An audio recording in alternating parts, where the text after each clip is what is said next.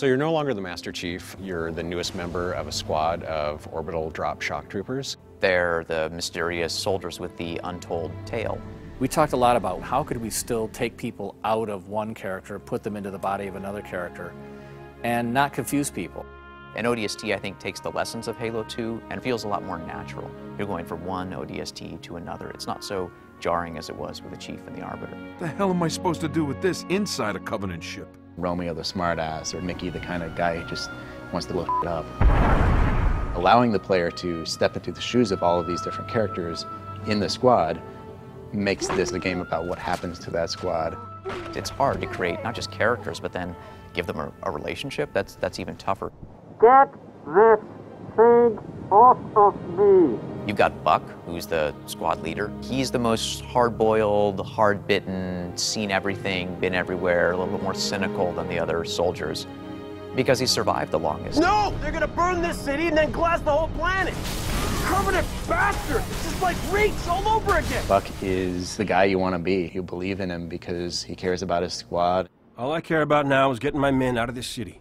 At the same time, he's distracted by this ex-girlfriend of his. Dare, she's an Oni operative. She takes over the squad. Replacements?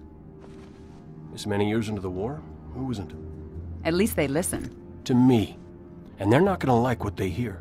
He wants to do his mission right. He wants to save his squad. And this whole time, Dare is there kind of poking him in the ribs. I never thought I'd see you again. Yeah? Well, here I am. There's something to be said about using Nathan and Trisha, who are, you know, really strong sci-fi actors. What we bring to the table is a lot of experience. A lot of spacefaring, a lot of changing trajectories, a lot of slip space ruptures. We know. Veronica definitely has balls. What was that for? Abandoning the mission. What mission? For me, it was about creating a credible history between the two of them. And by dipping into that history, I think that creates the relationship. Look, don't start about my job.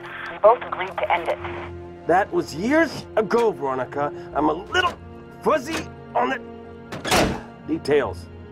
We talked about what it would be like to suddenly be in the body of some other character who was just in the cinematic you just watched. Say again, Buck. You're breaking up. I said stay put. I'm on my way. And then actually hear his voice coming out of your body. We missed our LZ. This grid is packed with Covenant. Be careful. I appreciate the concern. We call them vignettes, and they're basically the last shot of a flashback cinematic, right before you take control of Dutch or take control of Buck. And it's a shot from first person. You can see your arms, you can see the weapon that you're holding. We use it as a kind of a direction indicator or a mission indicator. The player doesn't have control of the camera yet, and the character is kind of easing him into that and leading him into where he needs to be going and what he needs to be doing. You really kind of get inside some of these characters, and I think that the vignettes helped so it wasn't quite so jarring. Mickey, you're with me.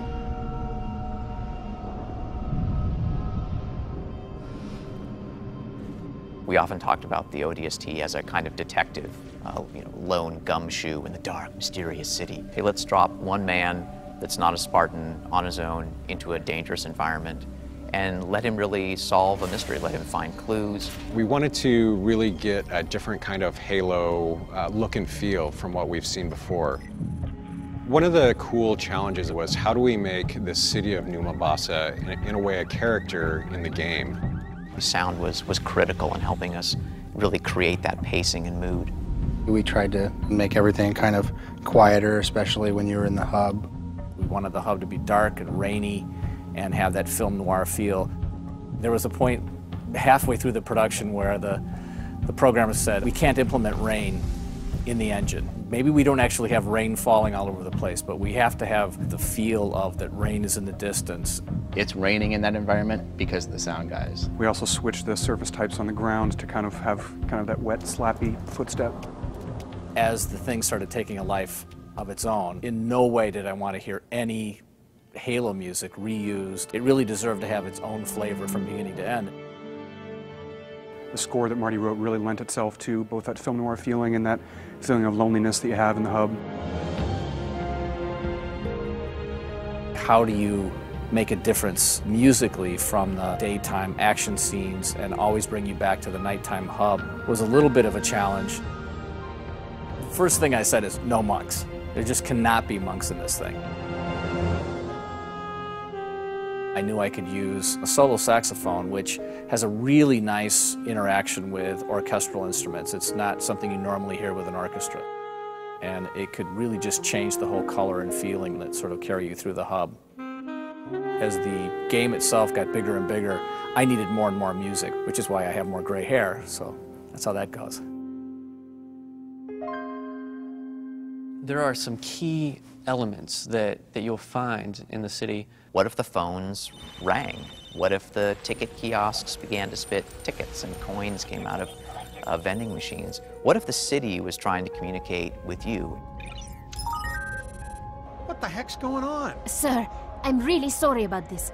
I was just trying to get out of the city. The thing that's the most different for me playing this game is the ability to randomly pick up the radio play story, which tells an entirely different story with entirely new characters. Old Mombasa. Dad, there's a ship. Listen, sweetheart.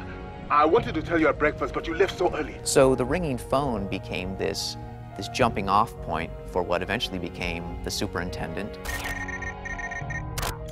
And then Sadie's story too. A car just came out of nowhere, smashed all the brutes. Was that you?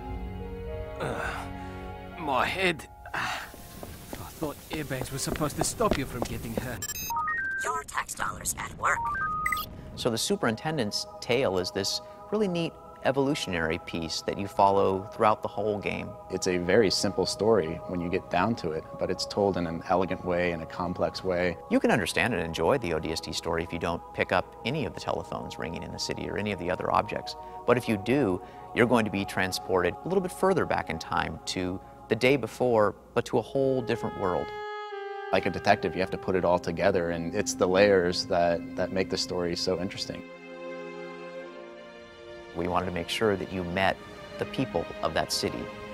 You knew the stakes, what you were fighting for.